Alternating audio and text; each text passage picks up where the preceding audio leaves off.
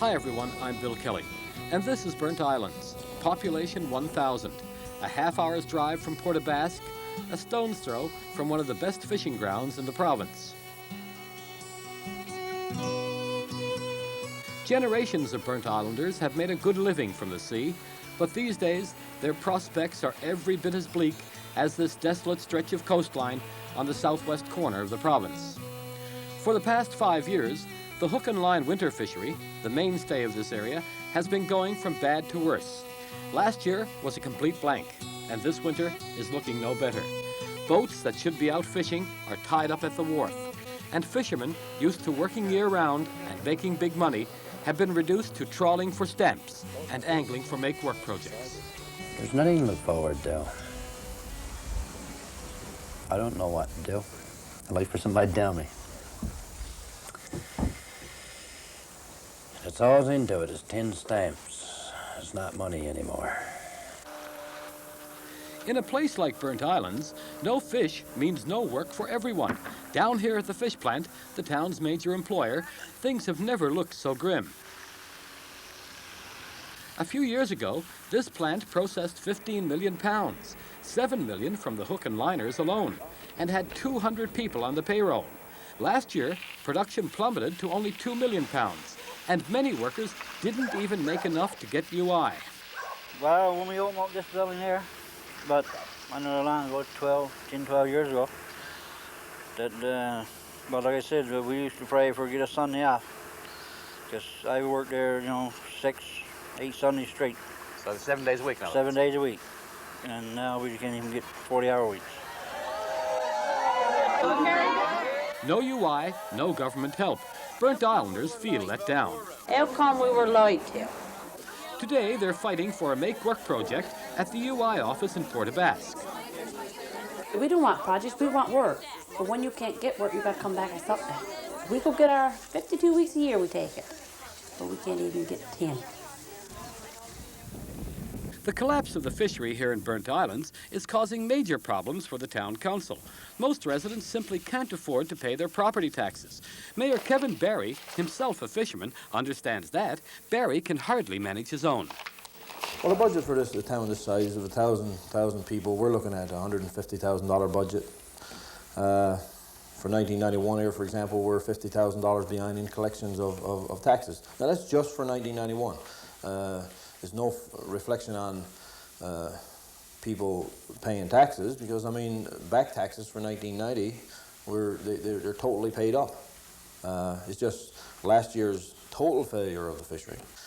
I've seen it firsthand. I mean, was a large part of my income actually 70 or 80% of my income was long line fishery. And since that thing has failed totally, that 70% or 80% of your income is wiped out overnight. Like most Newfoundlanders, people in this area are used to ups and downs in the fishery. You learn to live with the uncertainty, to take everything in stride. After all, there's always next year. But this time, things are different. You really get the feeling around here that people have given up. They've lost hope.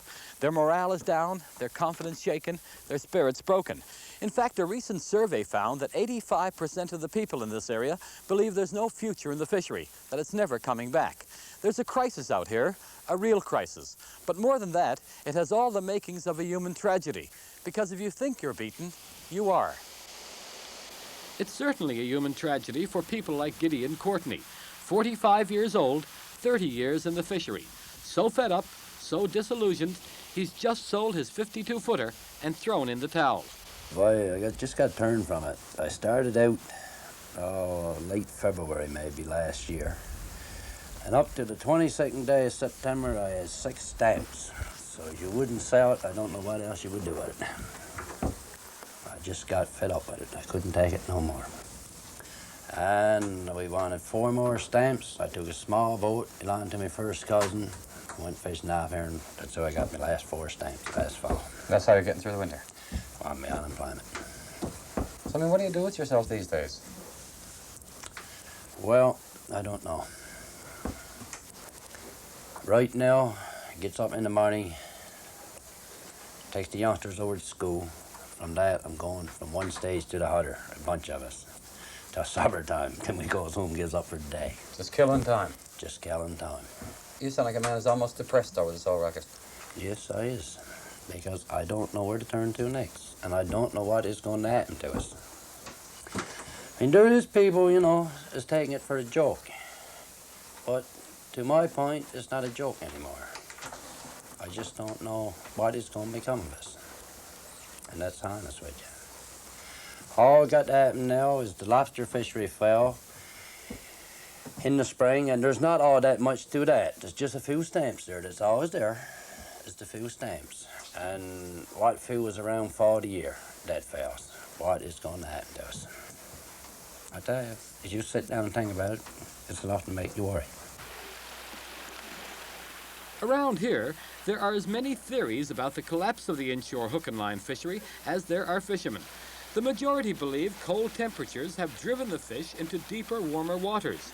And although not conclusive, there's a fair bit of evidence to support that theory.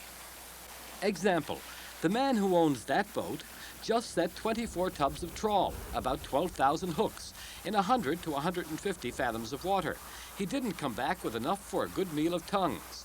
At the same time, otter trawlers fishing 13 miles off in 250 fathoms have come back with as much as 100,000 pounds from one 3-hour set. The evidence may be compelling, but as we said, it's certainly not conclusive. Some people think the cod being taken offshore are from a different body of fish, that the inshore stocks have all been cut up, and many don't know what to think. All they know is they're in trouble, big trouble. These days, most people here have trouble just making ends meet. A big come down for inshore fishermen used to being among the highest paid in the province. Fishermen like Kenny Vautier. 87, I suppose I made about 35,000.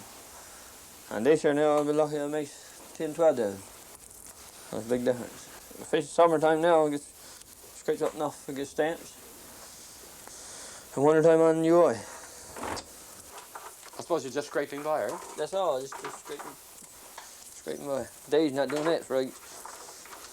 No, I suppose it's hard enough to put grub on the table. That's right. And you're a family man? Yeah. 2 kids.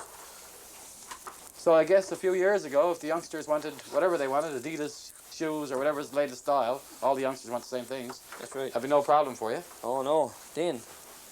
Now you got a plastic bagging boot. What do you see as the future? What are you going to do with yourself? Don't know, I don't know. I ain't got much education, so I want to. No jobs there. There's a lot of guys wants to work, can't work. I want to work, do. I'm working, yes, and I'm getting paid, I think. And there's not much point in going out for nothing. Well, you can't go out, eh? And you got bait, you got fuel. And you know you can get enough for the feed your family.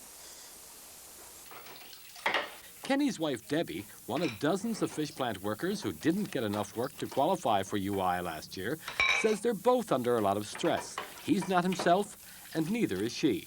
There's people running around and work. I mean, I know my husband for one. He worked 12 months every year if the work was there for him, and he'd be fully contented to work in 12 months. But when he's doing nothing now, he's not the same person. Like, he wants to be doing something, right? And if it's not there for him to do it, can he do it? Well, one time when the fishery was good, I mean, you had a stable income. You didn't go out extravagantly and buy things, right? But I mean, you always knew that you could afford this if you wanted it. But I mean, right now, I mean, you're just paying bills and that's it. You do more looking than buying these days, Right. is that it? And when you're buying, I mean, you're looking for better prices and lower prices, right? Mrs. Vautier went back to school recently to try and qualify for other work. But here, too, she's run into a snag. I took an ABE course there through Community College in Port Basques. What's ABE now? It's an adult basic education program. Okay. They established it there in March, I think it was, of last year. Well, I went in and around the first part of April with a grade 10 education, and I upgraded to a grade 12 equivalency. And I finished that by like August, right?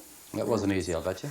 No, but it was fun. I enjoyed it because you were getting back into things again, right? And I mean, my intent was to get an education that would enable me to go out and get a better job if the fishery failed, right? And so I applied for an ICS course. That's a correspondence course, is it? Yeah, that's a correspondence course, and I applied for like a bookkeeping course, and it's cost me somewhere around $700 for the the old course, right, for a 24-month period of making payments. And if I got to work, that I could see an extra little bit of income there, that I could further this down the road, right? But I mean, right now it's on standstill.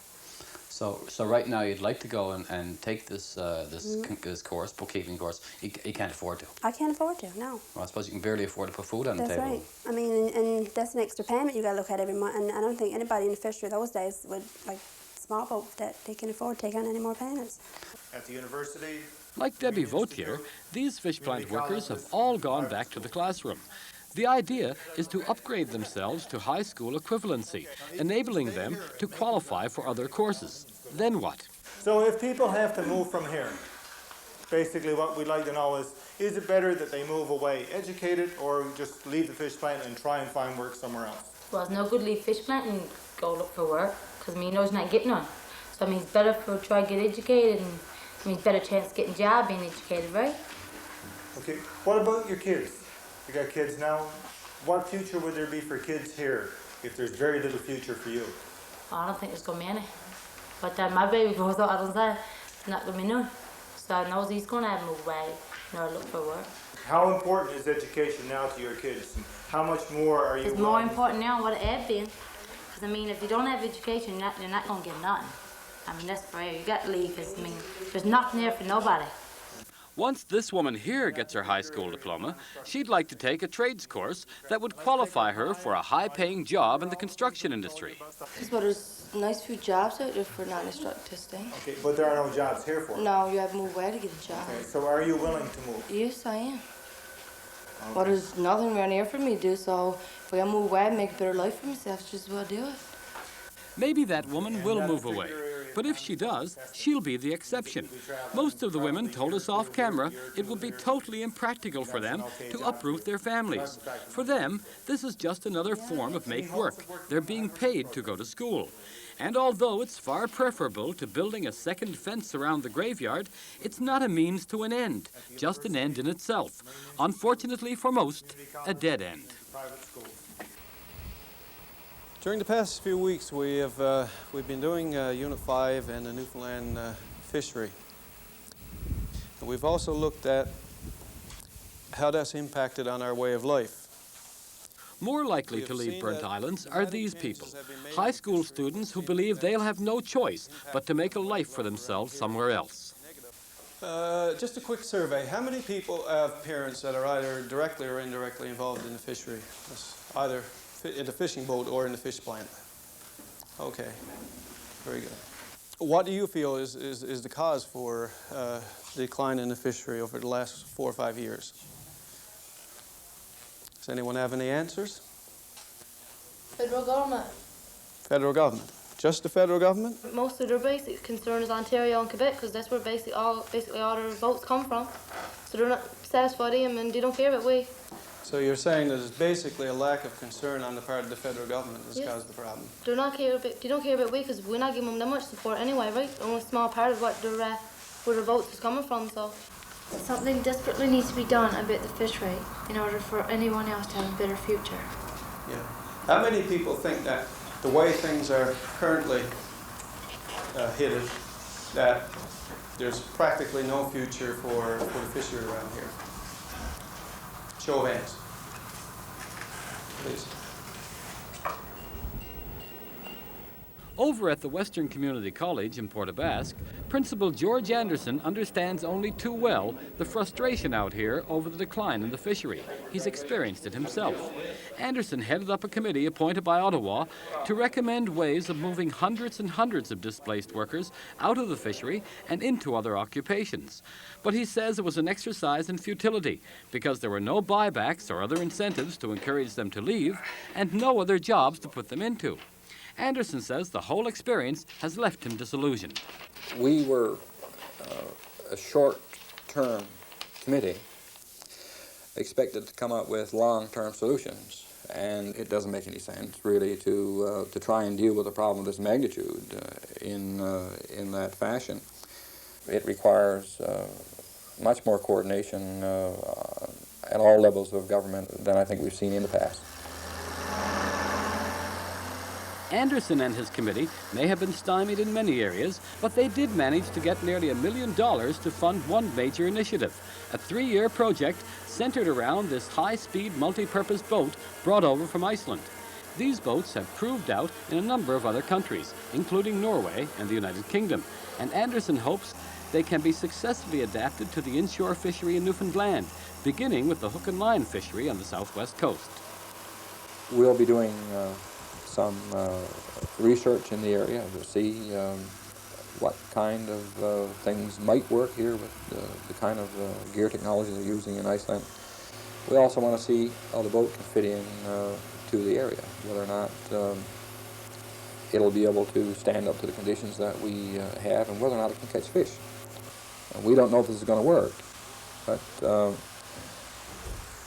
we don't see anything else happening. Nobody else is trying anything. We're going to start fishing the boat as soon as the weather settles down enough that we can get out and try it. We'll put the boat over to fish, and then we'll see what we can do. Time for a break now. When we come back, we'll have a closer look at the Icelandic boat, and we'll see how Burnt Islanders feel about it.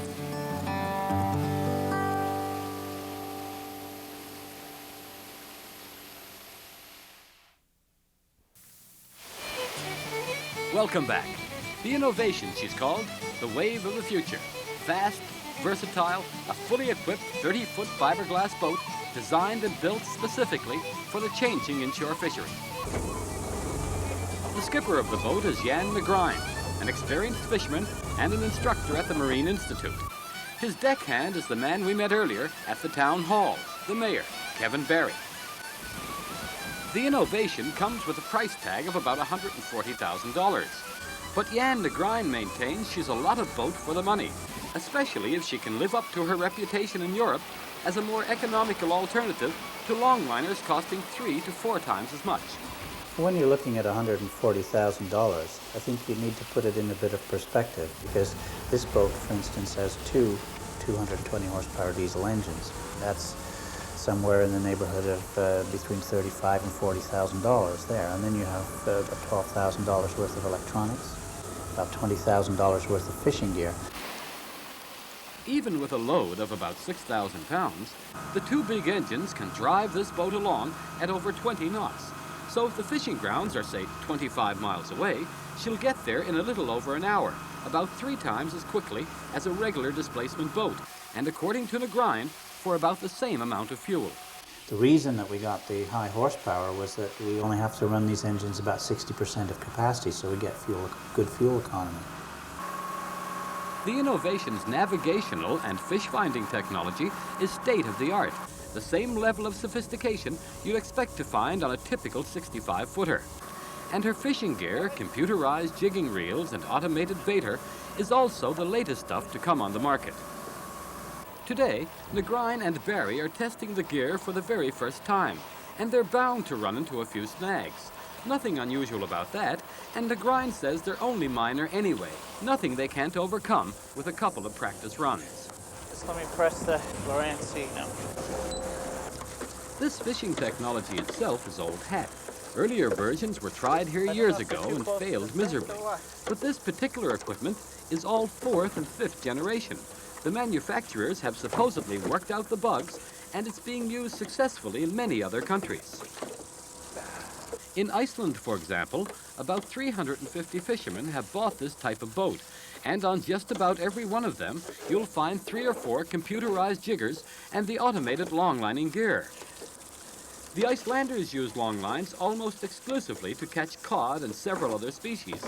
But the boat is set up in such a way that a fisherman can change over from one set of gear to another literally in a matter of 5 to 10 minutes. It's nothing if not flexible.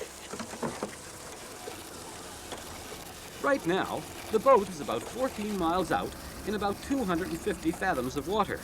But even if the fish are down there, Negrine says there's no guarantee they'll go for the bait.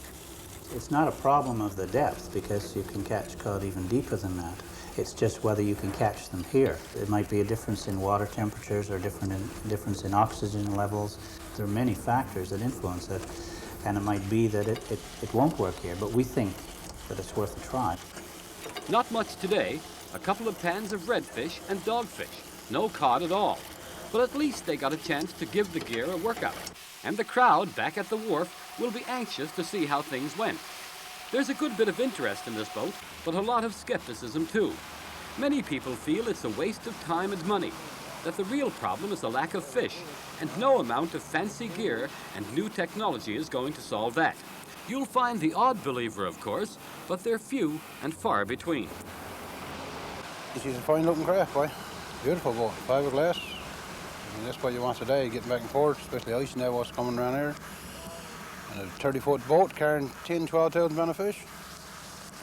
I mean, she got the capacity, she got diesel engine, cheap on fuel. I wish I had money right now, I'll tell you the truth. I don't think too much of her, to be honest with you. And why is that now? Well, she's too small for one thing for going anywhere into, only summertime. Well, on deck of that, days you wouldn't be able to get folks alone and get it on deck, eh? Well, they're using them over in Iceland. How far do you go from them? Well, apparently they're talking going 20 miles, that kind of thing. Did you get any fish over there? Well, a mark you down as doubtful, eh? Yes, you're doubtful, right. I'm 51 years old. I don't think I want anyone to come from Iceland and show me how to catch fish. That's definitely I do know. I guess I'm not the only one. The government only just a waste of money, that's all it was. Why couldn't they give us a couple of boats, give us the money, go out and experience the same what they're doing? Boy, hard weather though, isn't it? Hard weather is right. Gale force winds day after day for weeks on end. And the sight of the innovation tied up at the wharf hasn't done much to instill any confidence in the boat or the experiment. We've had nothing but a succession of gales and storms and very low temperatures, -20, -25, up to -35. As of now, even the 65-foot draggers are only getting out on rare occasions for a few days in between breezes kind of thing. Negrein and company have no control over the weather. They can hardly be held responsible for that. But the two government agencies that had all to do with this project will have to take responsibility for something they had total control over, the decision to bring this boat in from Iceland when it could have been built right here in Newfoundland.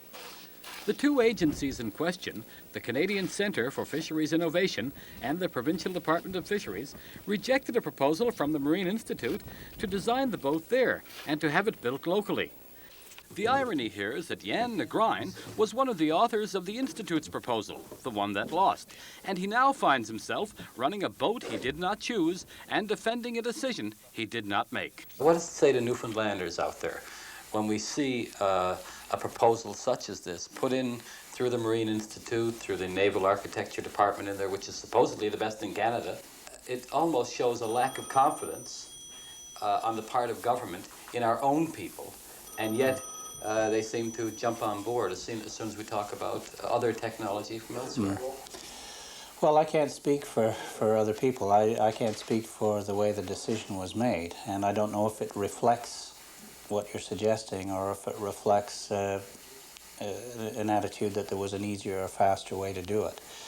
But I suppose it could be viewed in that way, yes. Okay, well, let me ask you this. How does it make you feel when you go to the trouble to put together this kind of proposal and then find that it's rejected on those grounds? It had to be disappointing. It was disappointing, yes, it was disappointing, but I think, you know, after thinking about it and talking to the people who were involved, I was heartened by the fact that it looked like we would be able to bring one over and try the technology. I mean, I really believe that this technology will work in Newfoundland. It works elsewhere, and there's no reason to expect that it won't work here. So in the end, I was glad that we were able to get the boat here. No matter how. No matter in which way, to prove that this kind of a concept would work. But obviously, I would have preferred it to have gone the original route. Jan Negrein may be able to swallow hard and gag down this decision, but local boat builders like Harvey Humby are ready to throw up. Humby, like his father before him, has been building boats all his life, and he feels like he's been kicked in the guts. I feel sick to the stomach, to tell the truth. I'm so discouraged, and I feel let down by, our people or our powers to be, so to speak, that we wasn't given the chance to probably design this boat in Newfoundland and build it here and make work for us. I might have to go overseas somewhere and learn a new language and become a citizen of some other country and then come back and maybe I'll have a chance. Back in Burnt Islands, the weather is still terrible, and the Innovation stays tied up at the wharf most of the time. Even on the few days she's been able to get out, she's come home empty-handed, unable to find the elusive cod. But it's still way too early to pass judgment. This is, after all, experimental fishing, and they're only a few months into a 3-year project. Before it's all over, they'll be trying all kinds of things. And even if this particular experiment doesn't work out, the concept itself is sound, and there's undoubtedly a niche for this type of boat in the inshore fishery of the future. The real question for Burnt Islanders, however, is whether there'll be a future for them. Good night, everyone, from Burnt Islands.